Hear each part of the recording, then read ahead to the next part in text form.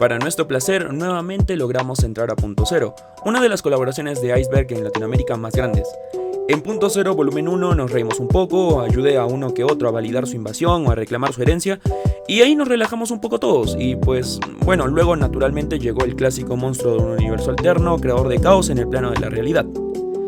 Por lo demás, les daré un informe de ciertos acontecimientos extraños que aumentaron desde la aparición de la criatura para poder levantar una demanda contra ella una vez terminado el Mega Iceberg. Así que, comencemos.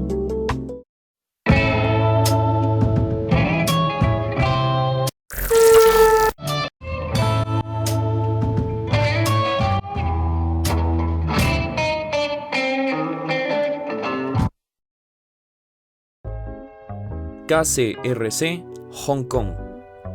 La Kowloon Lung Canton Railway Corporation es una propiedad del gobierno de Hong Kong, que entre sus principales funciones está la administración ferroviaria.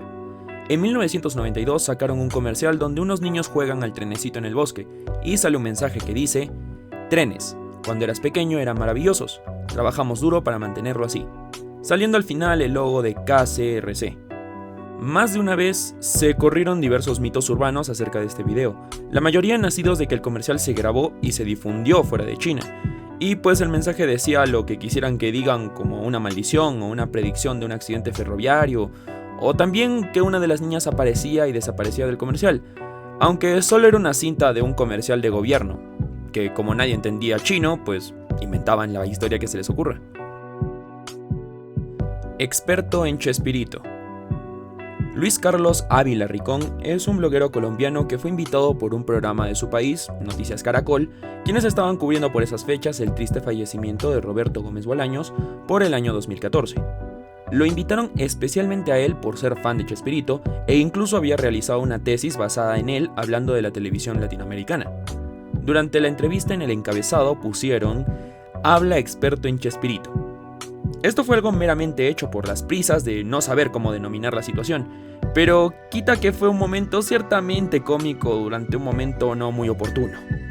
Incluso, siguiendo la entrevista, afirmó que le llamaron chespiritólogo.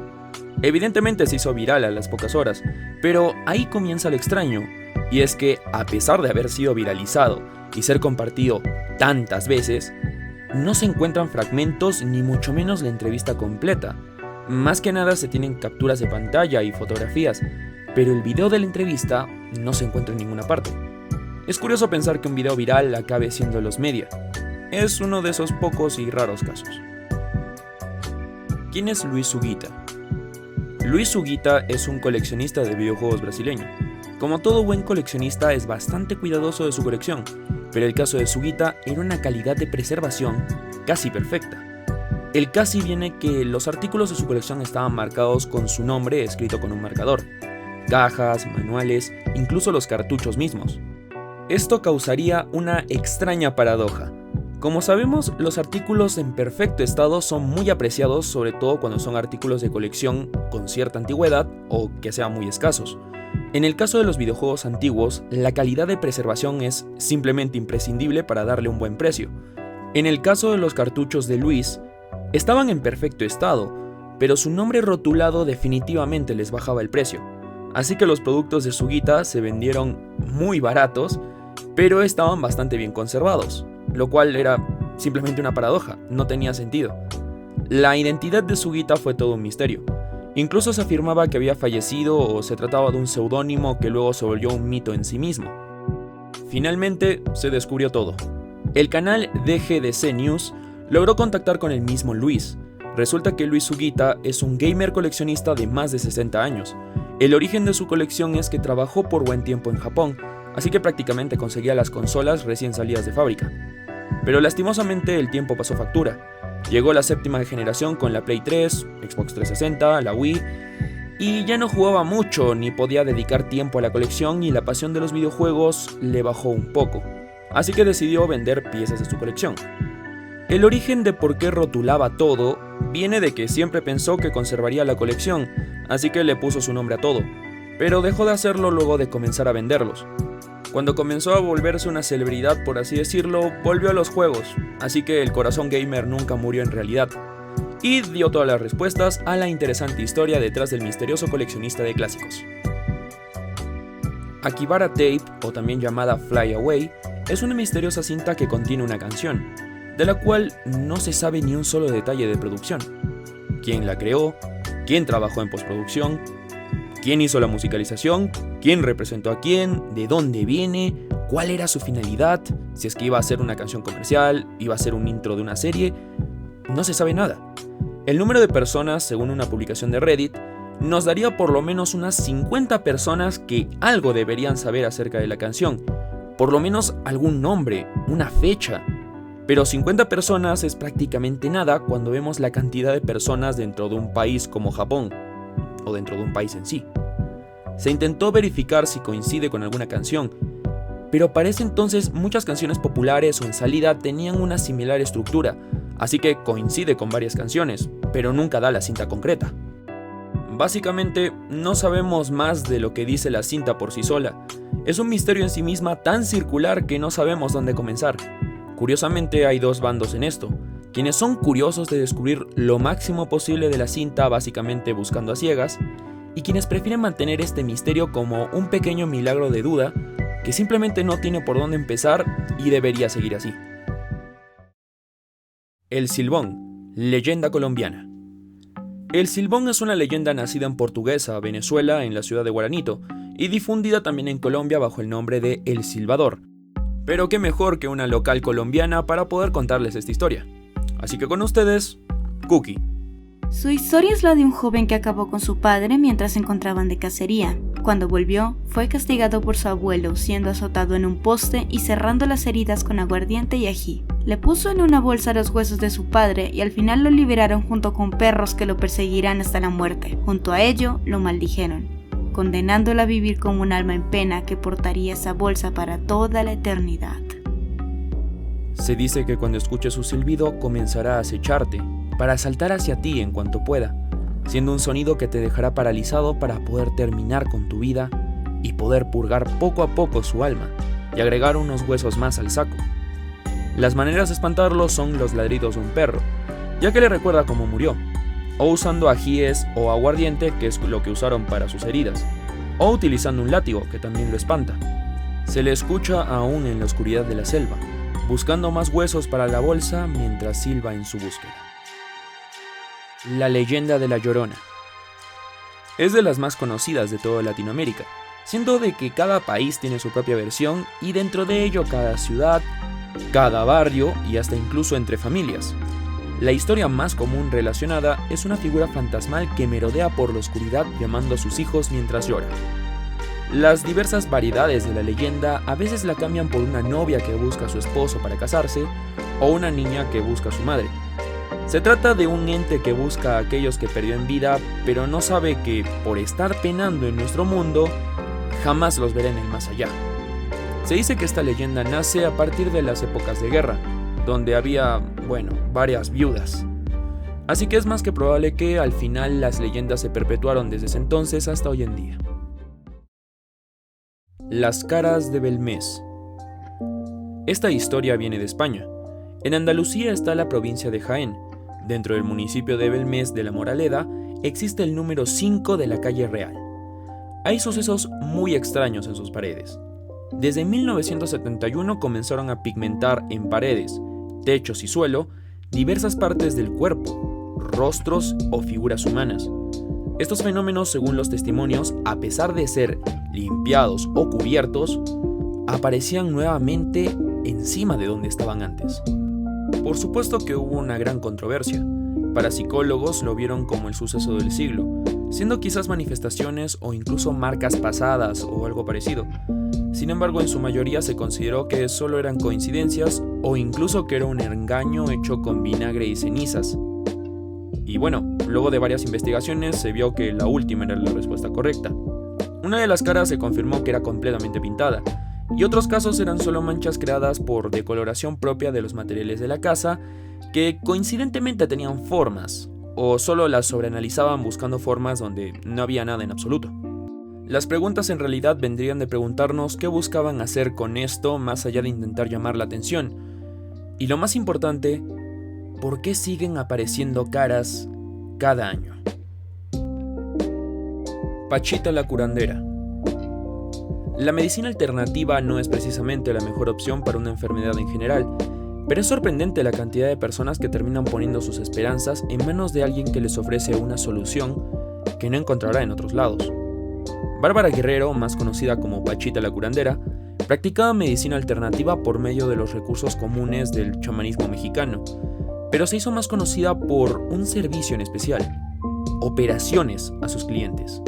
Con esto me refiero a lo que escuchas: operaciones de quirófano, de extracción y operación a órganos a un enfermo, operando desde una mesa y empleando un cuchillo casero. Los clientes afirmaban que se sentían perfectamente luego de la operación. El caso fue seguido por médicos que no podían creer los testimonios, pero nunca lograron probar si era cierto o falso. De todos modos, la historia era realmente pintoresca. No solo no usaba anestesia para operar, sino que ella afirmaba que quien operaba en realidad era el espíritu del mismísimo Cuauhtémoc, que la poseía para poder realizarlas. Falleció en 1979, siendo aún conocida por las operaciones, que las realizaba con lo que tenía en su propia casa a clientes que confiaban en ella a ojo cerrado. Perestroika Deception. Anatoly Golitsyn era un doble agente de la KGB, la cual era el Comité de Seguridad del Estado en forma de policía secreta, siendo que Anatoly daba información a la CIA sobre los movimientos de la inteligencia rusa. En cierto momento escribió junto a un agente de inteligencia británica un libro describiendo el plan secreto de la KGB para tomar el poder de Rusia, aprovechando las reformas que se daban posterior a la caída de la Rusia soviética. Básicamente, el plan consistía en traer con un bajo perfil el capitalismo al país, a través de reformas antisoviéticas, utilizando el movimiento reformativo Perestroika durante 1985 y 1991. De manera que, mientras daban una imagen internacional de que el socialismo funcionaba en Rusia, internamente eran mucho más capitalistas que incluso países de Occidente. Esto, por así decirlo, para poder mantener una imagen de poder y demostrar que su sistema funcionaría. Lo interesante viene de pensar que este libro realmente mostró un plan que de hecho funcionó, y aún funciona con una KGB activa por detrás de Rusia y sus acciones, siendo incluso el propio presidente ruso una prueba de ello que presentan los más interesados en la teoría, siendo que Vladimir Putin fue oficial de inteligencia exterior de la KGB. Pero claro, esto queda bastante en el espacio de la duda. ¿Acaso Anatoly reveló el plan más grande de Rusia que incluso funciona actualmente frente a nosotros?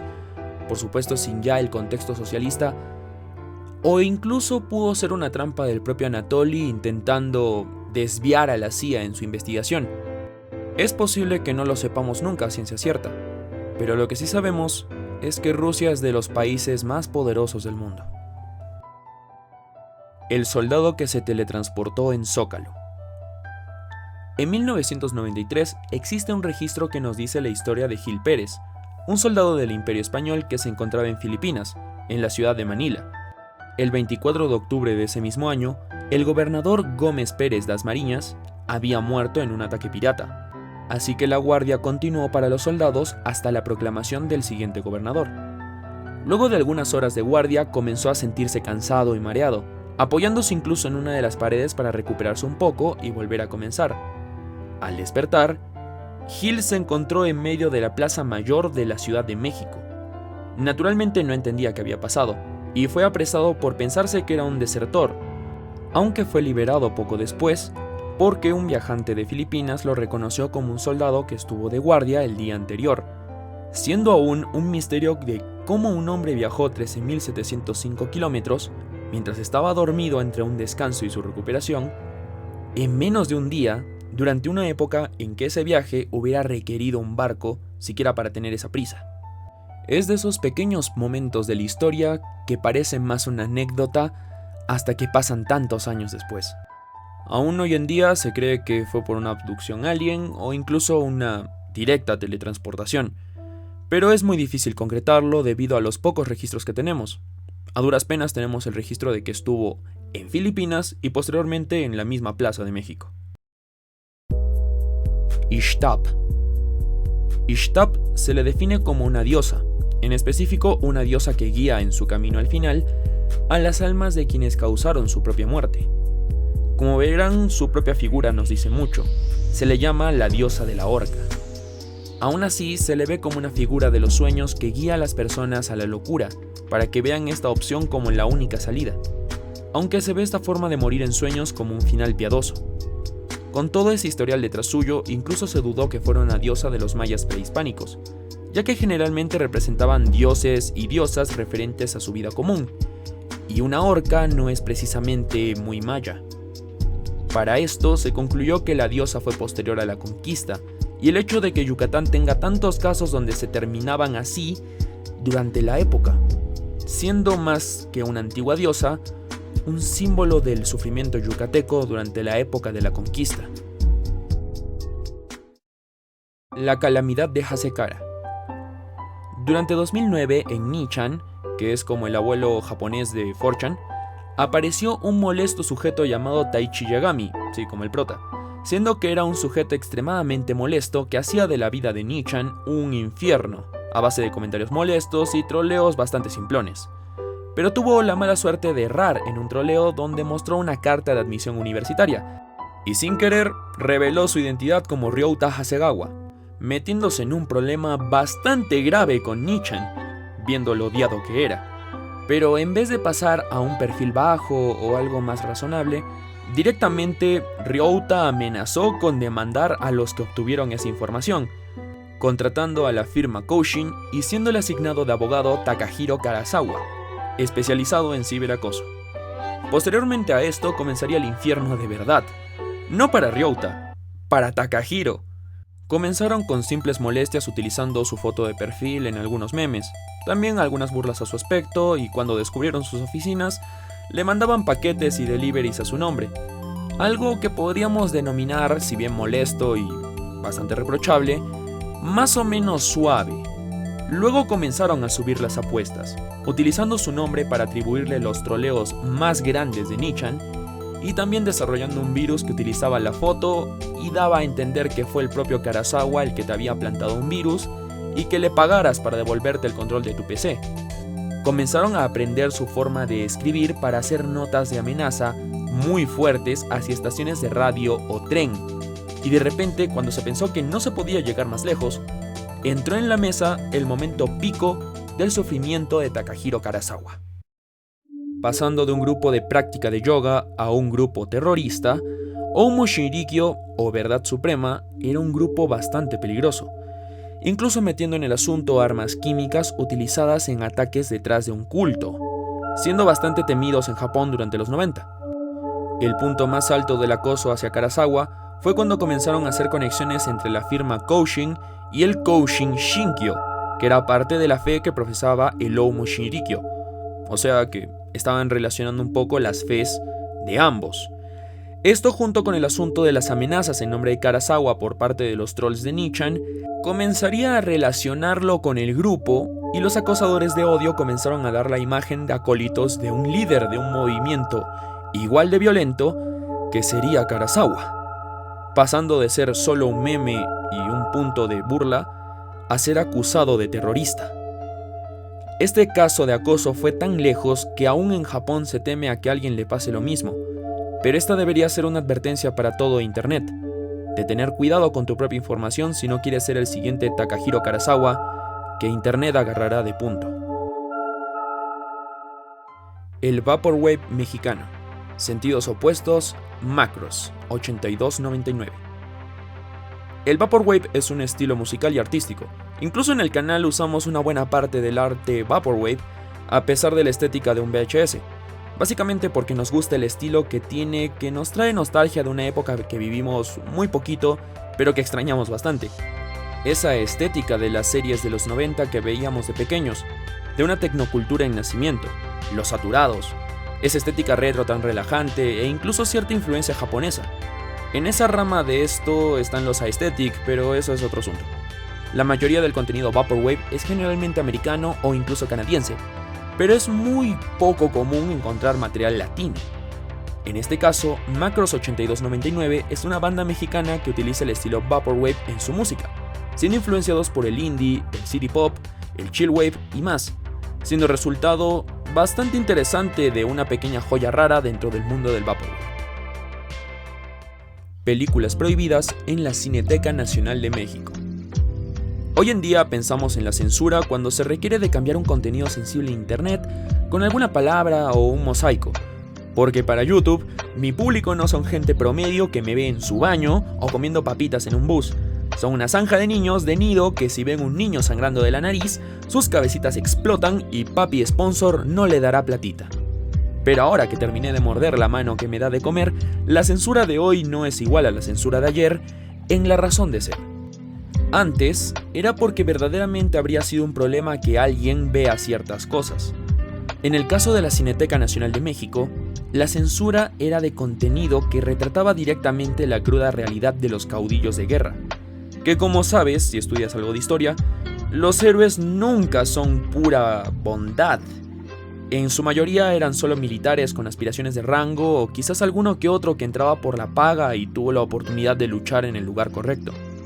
Precisamente por esta cruda realidad es que no se mostraron películas como La sombra del caudillo, Vámonos con Pancho Villa y El cine y la revolución, siendo prohibidas sus exhibiciones por desmitificar a los caudillos de guerra. Escena eliminada de Outlast 2. Outlast es caracterizado por llevar las cosas lo más lejos posible aprovechando el primera persona, para llevar la experiencia del terror a los límites más personales.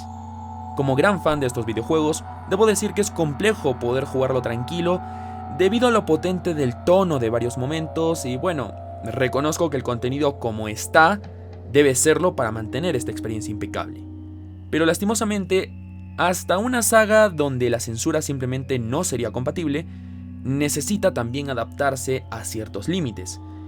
En el caso tocado hoy, ese límite llegó con una escena no jugable que tocó ser eliminada por mostrar un abuso especialmente polémico y tener problemas con Australia. Al final se resolvió simplemente no poniendo ese momento, ya que al no ser jugable podían usar el ambiente para dejarlo implícito sin necesidad de ser gráficos. Y no afectaba la jugabilidad ni la historia planteada, era un complemento visual. Bueno, creo que debieron hacer algo un poco tipo South Park para devolverle la jugada a nuestros amigos de Oceanía, pero no, hubiera desencajado bastante con Outlast. Creo que la eliminación fue el corte sano. Triste, pero el corte sano. Hijos de expresidentes mexicanos eran parte de NXIVM. A pesar de que dice NXIVM, se lee NXIVM. Básicamente era una secta, pero a nivel público eran una organización de marketing multinivel. O sea, de esos talleres y exposiciones para mejorar tu rendimiento laboral en la empresa. Por detrás, NXIVM era de hecho bastante oscuro. Incluso había algo que podríamos relacionar con el errado caliente de los ganados, pero haciéndolo en seres humanos, en su mayoría mujeres. También obtenían información de los familiares cercanos de sus integrantes, también fotografías bastante privadas. Dentro del caso comenzaron a relacionarse personas como Emiliano Salinas, hijo del expresidente mexicano Carlos Salinas. Él era parte del Executive Success Program, que era parte activa de NXIVM, pero ahí no pararon las coincidencias, porque empezarían a relacionar también a Federico de la Madrid y Alejandra González Anaya, uno hijo de otro expresidente y otra hija de un exsecretario de Hacienda. De ahí en adelante también se empezaron a relacionar a presidentes de partidos políticos, periodistas, empresarios y más poderosos o figuras públicas mexicanas que resultaban ser activos de NXIVM o por lo menos tener un familiar dentro, como primos, hermanos, incluso parejas.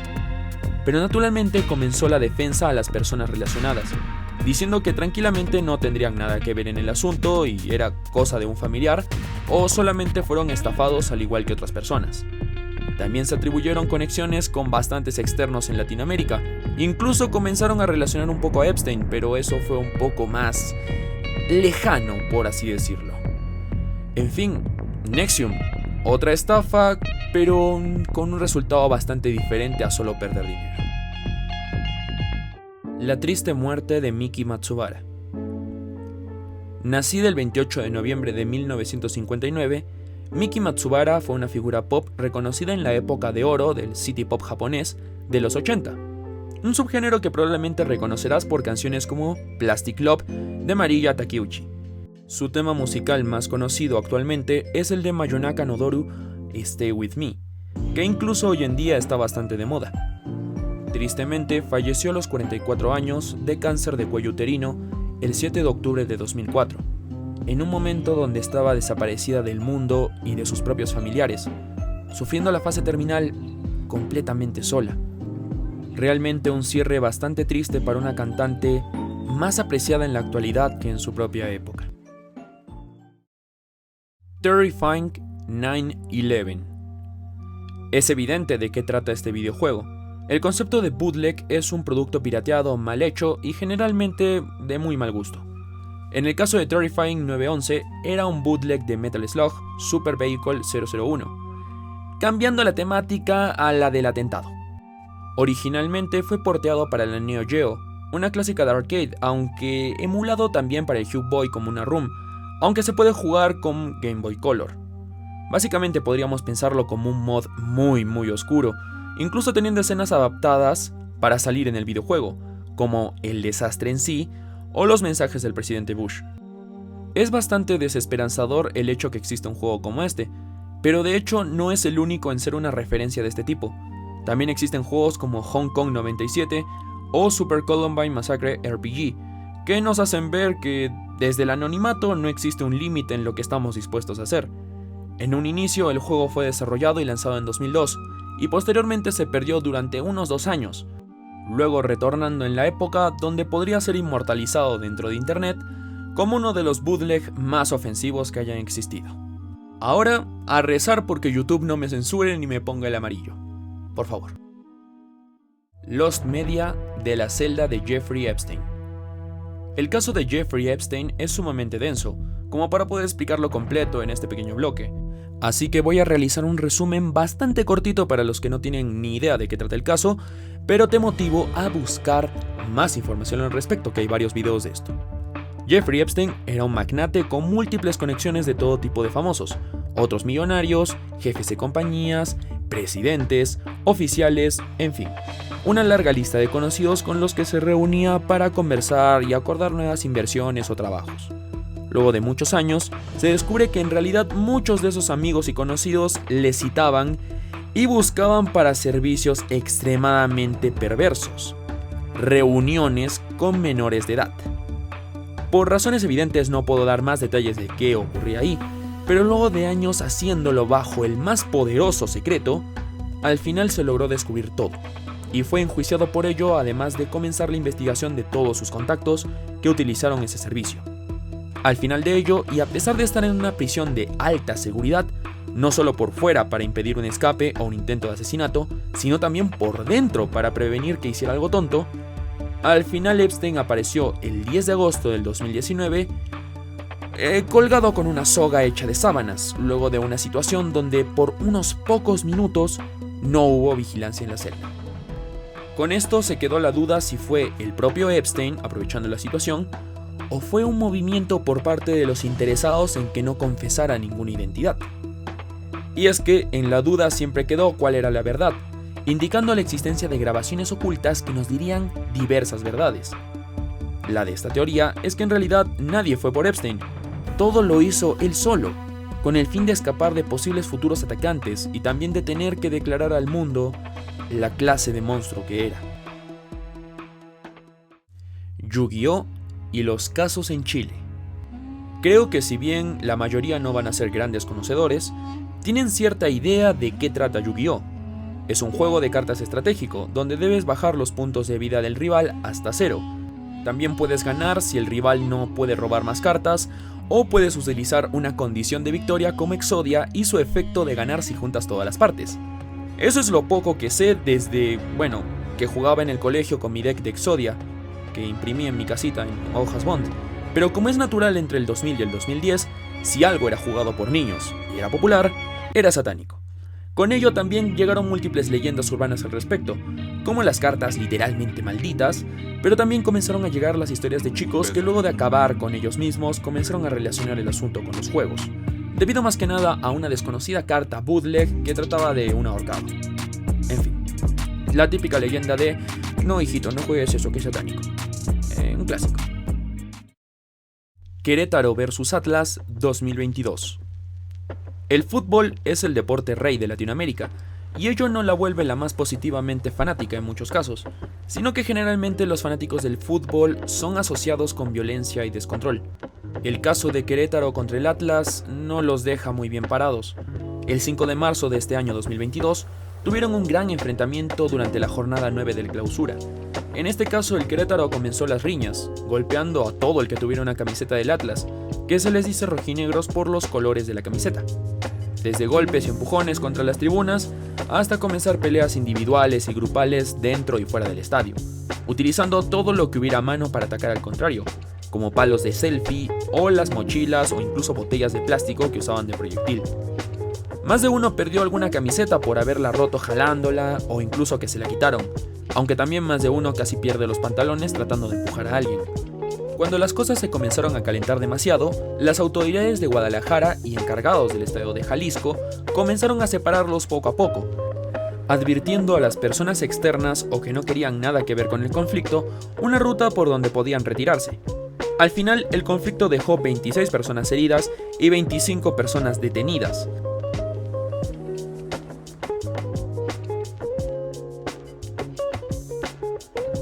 Una mancha oscura dentro de la belleza del amor al fútbol. El hombre que fue devorado por el diablo, 1986. Lo encontraron completamente chamuscado en una zona de descargo al noroeste de México. No había nada en el lugar que diera ideas de cómo acabaría así. Nada inflamable dentro de la chatarra o el material que había trasladado. Nada parecía peligroso fuera de eso y no respondía cómo pudo acabar así. Luego de la autopsia se describió como un síndrome de radiación agudo, pero luego de observar las cosas con más cuidado, había algo que confundía bastante. Según parecía, se quemó de adentro hacia afuera. Comenzaron las especulaciones sobre lo que lo causó. Quizás un cigarrillo que encendió prendió algún químico que anteriormente inhaló. El hombre era muy odiado. Golpeaba a su mujer, maltrataba a sus hijos. No era un buen vecino ni un buen amigo del que confiar. Curiosamente, habría más de uno que desearía que pase esto, pero nadie capaz de llegar a los límites de realizarlo. Comenzaron a pensar de que quizás no había sido un mortal el que lo causó. Se empezó a pensar que había sido un hombre devorado por el mismísimo diablo en aquella noche de 1986 al noroeste de México.